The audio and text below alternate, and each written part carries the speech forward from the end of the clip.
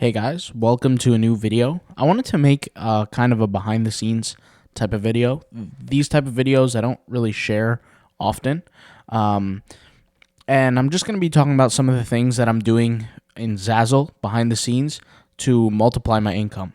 So you guys know the cool thing with Zazzle is that on Zazzle, you have the freedom to create multiple stores within an account, right?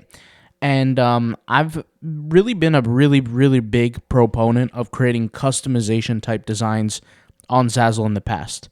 And when I mean customization type designs, I literally have a whole entire Zazzle playlist. You guys can watch it, where I go in depth teaching very specific things about Zazzle you're not going to find on any other YouTube channel. I mean, you're going to find basics on other YouTube channels like how to upload a design, basic stuff like that. But really, we go really in depth, and that's free content. That's besides the Zazzle course that we have, right?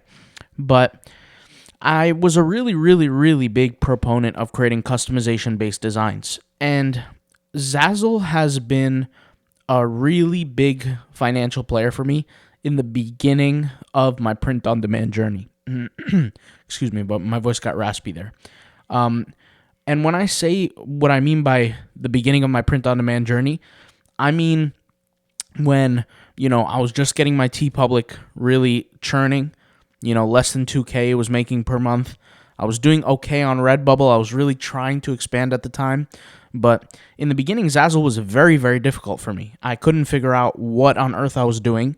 And then finally, I started to pick up on some details. 3 months later, I got my first sale. And for some people, 3 months sounds like a lot of time, and other people, 3 months doesn't sound like a lot of time. For me, it was a lot of time. Keep in mind, I'm not trying to brag or boast, but the very first month I was on TeePublic, I cracked over $1,000 in sales. Now, yes, I am doing social media marketing with it. Yes, I'm using tagging tools and things like that. But, for me, struggling was not something in my head that was going to happen with Zazzle. But the point is, and I don't want to ramble too much because I want to get to the point, is I was a big proponent of customization-based designs because that's what I found that worked really well for me. And a cheat code for me that worked was on Zazzle, people that typically tend to buy the type of customization-based designs that I make tend to buy them in bulk. And that's what really helped shoot my income all the way up on Zazzle very quickly. Because instead of somebody buying 1 unit or 2 units, they're buying 200 units, 50 units, etc. And that increases my load, my financial load per order dramatically. But I also want to make room for the type of orders where it's a one-off. And what I mean by a one-off is, I'll just pull up Redbubble here to show you guys what I'm talking about, is if we go to redbubble.com, right, and I search for let's say I search for cute panda, okay? In this moment, as a customer, I am searching for a one-off type product. I'm searching for, let's just say, a cute panda design. I discover it. And if I want it on a t-shirt, great, I buy it. If I want it on a sticker, great, I buy it. And then it's over. The purchase experience is done. That's a one-off sale example. And in the past, because I never really prioritized creating one-off designs, I never really took that seriously, and I focused on the customization. Now, that's good and bad, right? The good part about it is I optimized for really high level of sales, right? We're talking higher average order values than most people would gain on any print-on-demand site. But it's also bad because I learned all the skills of what it takes to make money on Zazzle, but I didn't take full advantage of it.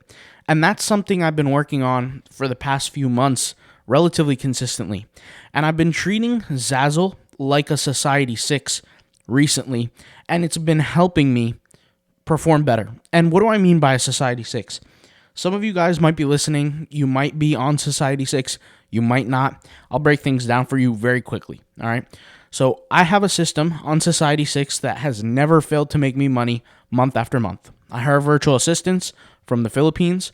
They're very affordable, very easy to hire, okay? They work for me part-time, and their job is to use this tool right here. Let me go ahead and pull it up here. It's the unlimited copyright-free images tool, and I've shared this strategy before, so this is not something brand new. This is not, groundbreaking. I've shared this strategy before. Their responsibility is to take keywords in a certain niche that I provide them, and then take those designs and upload them onto Society6. It just so happens that in the unlimited tool, that all the images are very, very high quality and very large. I'll just kind of show you for an example. This leopard design here, I believe, was from not from Society6. It was from the unlimited tool that we have uploaded onto Society6. And I just checked the sales, and I was looking through like the past sales, the PDFs. When you get sales with Society6, you can check what items have sold, when they sold, how much they sold for, etc. And we've made over month to month to month for like the past 18 months, over $40 a month off of this one image. This is on Society6, okay? Now, you might be saying, well, what's $40 a month? We're talking about one design here, and it's on a one-off type platform like Society6, right? So when I was looking deeper into Zazzle, I already knew that Zazzle does pay for ads on Google, and Zazzle does have a strong SEO presence. So I said, you know what, why not? Let me treat Zazzle exactly like a Society6. Let me hire virtual assistants, right? And I already have them. So some already wanted to work more time, so I gave them more time. And just 2 hours a day working on Society6, and right after Society6, attributing 2 hours to Zazzle, not after, sorry, but like working on Zazzle 2 hours a day, and nothing crazy. The exact same images that were already downloaded for Society6, put them on Zazzle as well. And no customization to it, just slap them on there. Now, we picked certain products, we did pick certain niches, we did pick certain photos. I'm not going to share what those are, but we were using the unlimited tool. So for people that want to know how it works, I could just search for example, cat. I'll search for cat. It will come up with a list of images. All these images are very large in size. They could be over 4,000 pixels pretty easily.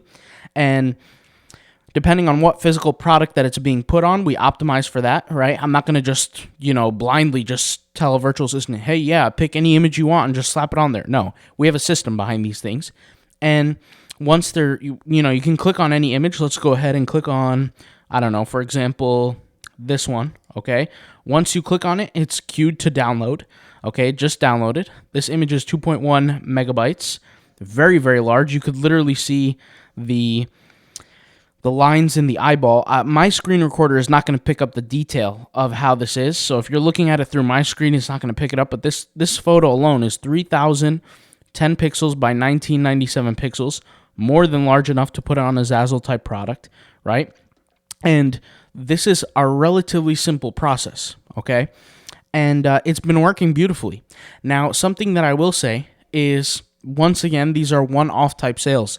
And this is where I'm getting kind of vulnerable with you guys, is I was prioritizing the quote-unquote right way to do things, which is not really the right way, but it's the ideal way, which is optimized for bulk order sales. When people customize things on Zazzle, that's what they're going to buy. And I always used to be so gung-ho about, customization-based products. Do customization-based products. And I would say it over and over and over again. And I wasn't wrong. I can fully admit that I wasn't wrong, because I've gotten very, very far with that. But I should make room for, and there should be something to say for the type of designs that are not customization-based, that are just simply a design that people can go on and purchase. Now, for some of you guys, this might seem obvious, but you also got to remember especially when I have success towards something, like if I hit a gold mine, I'm going to keep using that strategy to keep going until I, fully take it, absorb it, financially speaking. And I just had this idea. I was like, you know what? Let me try this. Let's see how it works. The first month we tried it, I think I made only $400 more than what I paid the virtual assistant. And I said, all right, let me just keep it going. Let's see what we can do here. And what happened is, I put some systems in place to make the I guess you could say the work go by faster, so more uploads were being performed, and it went better. And I think the next month after that, we closed over like $540 something more than the how much I paid the virtual assistant. And by the way, I calculate basically EBITDA. EBITDA is earnings before interest, taxes, and something else. I can't remember. But basically, at the very truth, the primal nature of profit, essentially, is how I calculate the money. So after all, before all the taxes and all that kind of stuff, after the employees are paid, how much money am I really making? And that's how I control profitability. I don't want to go through the hassle of hiring a virtual assistant, right? And teaching them a process and going through with the process and buying the software for them and then making $20 at the end of the month profit. That's not the game for me. But if I'm making a manageable amount, let's just say $400, $500 off of each virtual assistant per project, right? Which is actually hard to do. A lot of people think it's so easy. It's really pretty hard because you got to remember these people are not from America, okay? I'm paying all the software tool expenses for them. I'm showing them the skills. I'm showing them what they have to do, right? And so once this happens, I have to profit. I have to see how much I can profit. And then from there, I think about where are the issues? Where are things going wrong? And then after I see where are things going wrong, I have to put systems in place to correct them. And correcting, I know it seems easy, once again, but when you're dealing with virtual assistants, you're dealing with other people. They have their own issues mentally. They have their own, they're different people, and you got to learn how to work with them. You got to learn what they like and what they don't like. And sometimes you can't play to what they like. Sometimes you have to be a little bit of a dictator. And there's different circumstances, different situations, and just a lot of things come up. The point, what I'm trying to say is this is an example here. You're looking at a desk mat, and I'm on my demo account here, which is basically the account that I showed you guys during the playlist on YouTube. I'll leave a link in the description to the playlist. It's free. You can look through a lot of the videos. There's Zazzle videos that I have on this channel, and it's basic stuff. Like this is an image, and there will be some person with our strategy that will buy things like this. I'm just using this as an example. I'm not saying that this image was there. This image was massively, like I said, successful with us on Society 6, and it still is, okay? Now, somebody, once again, $40 a month, $30 a month off Society 6, off of one image. Some people might say that's not a lot, but we're talking about one product here. We're not talking about one image, excuse me. We're not talking about a whole host of images. This is one image. Imagine the rest of the accounts, how they look like. And we're also speaking off something that a virtual assistant did, right? So I'm really working on automating the process, and that's really the name of the game is how can you maximize the output by decreasing the input? And input is not just money. It's time, it's effort. There's a lot of different things that come into that, and you guys know that. I'm not telling you guys something you already don't know. But, yeah, it's difficult, and I figured I'd just share with you guys some of the things that's been going on in my head and some of the things that's been working for me. And like I said, this is you. If you've been watching my channel consistently, you already know this tactic that I've told you guys about, where I hire virtual assistants, they use the unlimited tool, and they're uploading designs to the platform. I'll just say this. I'll give you an example of how I fixed certain things, because in the beginning, it wasn't as smooth as it is now. In the beginning, I would tell them just search for images, upload them, and there was no control on it, right? And to the point where I started realizing that people were wasting time, making excuses, not uploading a certain amount of designs. Then I started putting a quota on it. I said you have to upload at least X amount.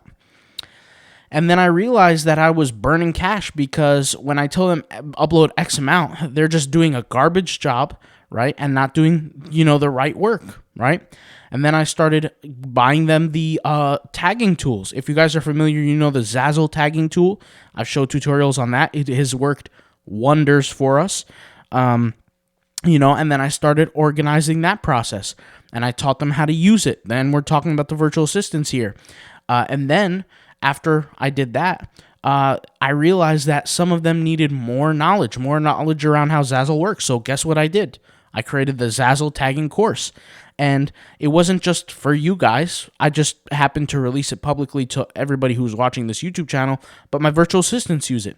And I make them every single day as part of their work watch an episode or something of the Taggle, of any kind of course that we have. So, for example, if the person's working on Zazzle and Redbubble, their responsibility is to watch episodes from there before work starts, before their actual work starts, and that's part of their work day. Why? Because I know these people. They're gonna watch. They're gonna forget. It's not gonna be a priority for them. You guys got to realize too, like when I'm hiring people, and this is through the virtual world. I just find that there's this essence, this vibe in the air where people don't take the job too seriously. They're looking at it as just like a money-making opportunity, something part-time, whatever. But I'm serious, and I'm not one of these kind of employers that's going to hire for a small period of time and just let them go. That's not me. I want a system that works, and that's why I go so hard on creating a working system. So for me, the system is simple. I basically make it as simple as possible for them to do their job. And what is their job? In the slightest, their job is to take the image off of the unlimited tool, right? Perform a search, take the image, download it, upload it to the platform with the tags, title, etc. How do I do that? I have certain people that are responsible for the uploading process, certain people who are responsible for the tagging process. They share a drive file between them, and that's what they're responsible for doing. And the person who's doing the uploading, he has the tags. The person who's doing the tagging doesn't have to worry about the uploading, and they have all the necessary resources, the tag tool, the SEO tools, everything in the book. And they study the courses, everything, right? And as far as the images, we provide them with the niche. They're also provided with the tool. They don't have to pay for anything. So I'm making it 100 times more simple than just telling them, yeah, go, think of something, take the image and upload it. Like a lot of the times when you give people so many options like that, they don't know what to do. And they waste time, and they essentially cost me more money than what they're profiting. So I'm just kind of sharing some of my behind the scenes things that I've been experiencing, the things that I've go through. I don't talk about this stuff all the time, but this is the reality of business sometimes, And my goal is not just to be a print-on-demand seller. My goal is to learn how to scale and bring it out to users. And one of the hardest things that I had to figure out was, and I'll just be honest, just the beginning of hiring people is how do you hire people and make them work for you permanently versus saying, oh, I'm sorry, today I don't feel good, or whatever kind of excuse they have. That's really a made up fake excuse. Trust me, I've dealt with everything in the book when it comes down to virtual assistants. And it's not easy. It's not easy, but you guys are hearing me be kind of vulnerable behind the scenes with the way things go. And I'm fully aware that print on demand is something that has a good potential to make money, but it's not about how you make the money. It's about who is the controller behind it. And I believe this wholeheartedly is that the individual makes the business succeed, not the other way around. It could be the best opportunity in business, but if the right person is not running the job is not going to make it happen. And I'm developing myself each and every day to become that better individual that's going to control the business, run the business, and do it properly. So, this is just something I wanted to share with you guys. Hopefully, you guys get some entertainment or at least knowledge or something out of this video. And that's all I got to say. I'll talk to you guys later. Thank you guys for watching, and peace out. Bye.